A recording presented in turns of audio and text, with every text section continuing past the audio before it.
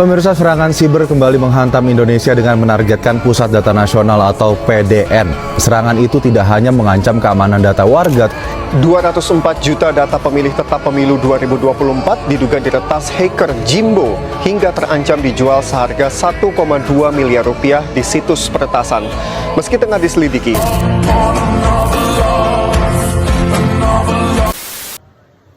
Hai guys, di video kali ini kita bakal ngebahas satu kasus yang sangat heboh di dunia maya pada saat itu, yaitu tahun 2024, yaitu kasus kebocoran data PT KAI. Wah, ini kasusnya tuh ngeri banget guys, karena tuh datanya tuh sampai dijual-jualin gitu. Nah, untuk selanjutnya mari kita bahas bareng-bareng. Jadi cerita awalnya pada tahun Januari 2024 muncul kabar mengejutkan dari dunia maya. Kelompok kreatif bernama Stormouse ngaku udah berhasil masuk ke sistemnya PT Kereta Api Indonesia atau PT KAI. Mereka berhasil bobol sistem lewat kredensial VPN milik salah satu karyawan. Nah, dari situ mereka bisa akses ke jaringan internal PT KAI dan mulai menyentuh berbagai data penting. Nah, data yang diambil itu bukan sembarangan. Ada lebih dari 22.000 data pelanggan termasuk username, email, password, dan juga dokumen internal perusahaan, serta informasi data karyawan, termasuk juga nama, jabatan, sampai akses internal mereka. Hal ini jelas bisa disalahgunakan buat nyamar sebagai karyawan dan ngelanjutin serangan ke sistem lainnya gitu. Nah, jadi kebocoran ini bukan cuma soal privasi, tapi juga soal ancaman serius terhadap operasional PT KAI dan keselamatan data publik. Kebanyakan kalau data ini dipakai buat phishing, pemalsuan identitas atau bahkan sabotase sistem. Nah, setelah itu mereka mengancam kalau PT KAI nggak bayar tebusan sebesar 11,69 Bitcoin atau bisa disebut dalam rupiahnya 7,9 miliar kurang lebih, maka data-data itu bakal dibocorin ke publik. Yang bikin makin panik, sebagian data itu bahkan udah dipamerin sebagai atau contoh di dark web. Tujuannya apa? Tujuannya itu biar PT KAI ini takut dan cepat-cepat membayar uang yang mereka minta itu. Nah, sampai berita ini naik, belum ada konfirmasi resmi soal siapa dalangnya dan gimana penyelesaiannya. Tapi yang jelas kasus ini menunjukin kalau sistem keamanan data kita masih rawan banget buat dibobol sama hackers. Dari sisi etika sistem informasi, kasus ini tuh menyentuh banyak aspek penting. Nah, yang pertama itu bisa dilihat itu ada privasi. Yang kedua itu ada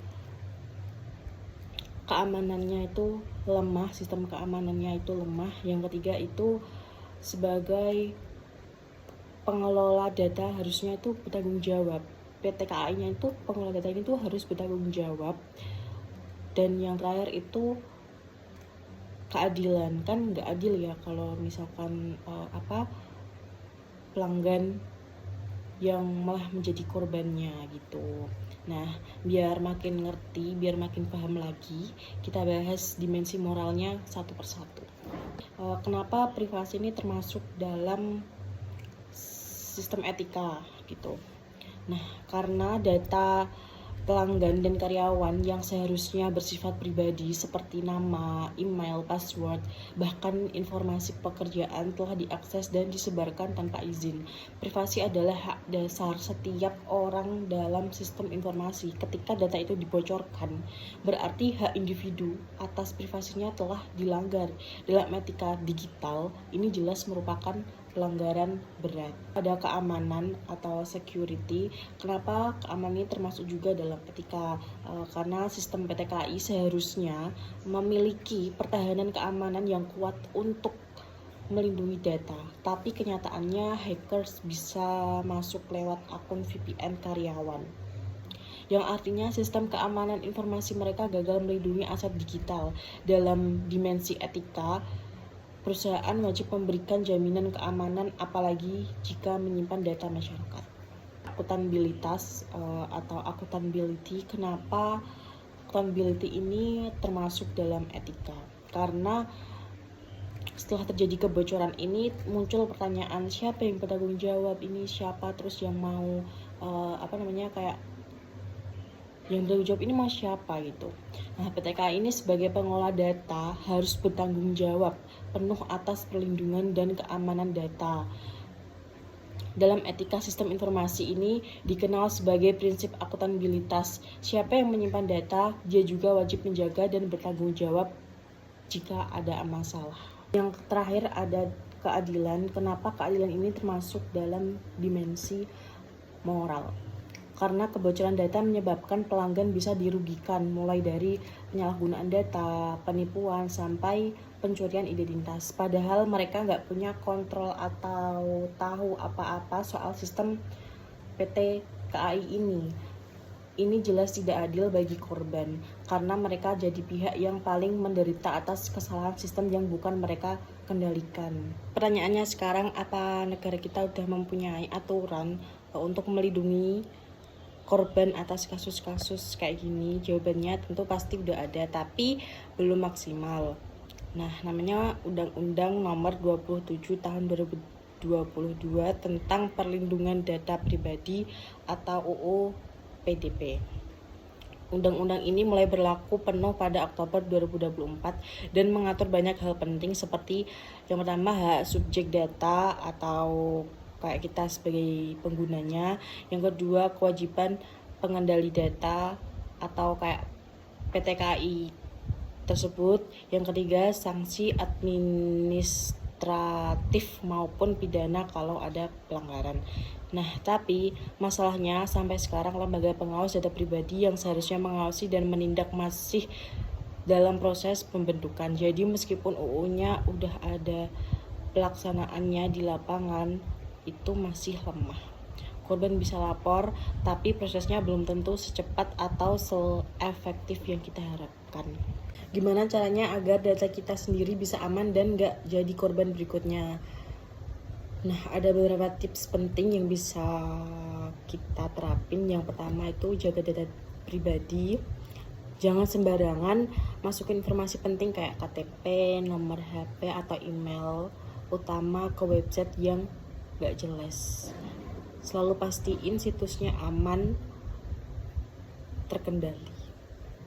Yang kedua, gunakan password yang kuat dan unik. Hindari password yang gampang ditebak, kayak zaman sekarang pasti menggunakan password tuh 000 atau enggak 999, nah kayak gitu. Pakai kombinasi huruf angka dan simbol, dan jangan pakai satu password untuk semua akun. Yang ketiga, aktifkan verifikasi 2 langkah. Nah, hal ini biar lebih aman. Jadi walaupun hacker dapat password kamu, mereka tetap butuh kode khusus buat masuk. Nah, yang keempat, update aplikasi dan sistem secara rutin. Update itu penting karena biasanya update itu buat nutup celah keamanan yang bisa dimanfaatin hacker. Yang kelima, jaga awareness digital. Selalu waspada sama email, link, atau pesan aneh. Jangan gampang klik tautan yang gak jelas sumbernya. Nah, jadi kesimpulannya, di zaman era digital ini, data pribadi itu hal yang sangat penting dan harus dijaga secara was-was dan hati-hati. Kalau enggak, nanti tuh data pribadi kita itu bisa dilihat oleh orang lain ataupun bisa disalahgunakan. Nah, pada contoh nyatanya itu kayak kasus tadi, yaitu PT KAI. Jadi siapapun itu bisa menjadi korban meskipun itu perusahaan besar sekalipun. Makanya mulai sekarang kita harus lebih bijak dan waspada di dunia digital. Yuk bareng-bareng jadi generasi yang melek digital, etis, dan tahu hak-haknya. Karena di dunia digital kita semua punya peran buat saling menjaga. Terima kasih.